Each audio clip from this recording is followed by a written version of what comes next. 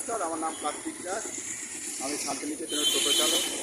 500 টাকায় Santiniketan world city ঘোরার জন্য এই নাম্বারে যোগাযোগ করুন 9547426297। শান্তিনিকেতনে 18টি স্পট আছে, যেমন রবীন্দ্র মিউজিয়াম, কলা ভবন, রামচন্দ্র বেদের ভাস্কর্য ইত্যাদি। রামচন্দ্র বেদের বাড়ি ছিল বাঁকুড়ায়। 1925 সালে ছাত্ররূপে আসেন। কার সুপারিশে এসেছিলেন? রমানন্দ চট্টোপাধ্যায়। রমানন্দ চট্টোপাধ্যায় কে ছিলেন প্রবাসী পত্রিকার সম্পাদক। ওনারও বাড়ি ছিল বাঁকুড়ায়। যেমন আনন্দ পাঠশালা, রবীন্দ্রনাথ ঠাকুর যখন আনন্দ পাঠশালা তৈরি করেন তখন অর্থের সংকট দেখা দিয়েছিলেন। তখন রমানন্দ চট্টোপাধ্যায় মহাশয় উনি অর্থ সাহায্য করেছিলেন। তখন থেকে রবীন্দ্রনাথ ঠাকুরের সঙ্গে বন্ধুর সম্পর্ক হয়।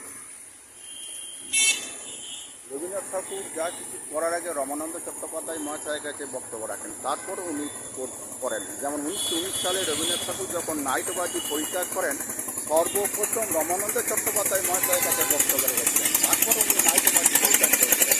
নাইট 1915 সালে ব্রিটিশ সরকার রবীন্দ্রনাথ ঠাকুরকে নাইট বা স্যার উপাধি দিয়েছিলেন, কিন্তু 1919 সালে 13ই এপ্রিল পাঞ্জাব রাজ্যে অমৃতসরে জালিয়ানওয়ালাবাগ হত্যাকাণ্ডের জন্য কবি ভীষণভাবে মর্মাহত হন।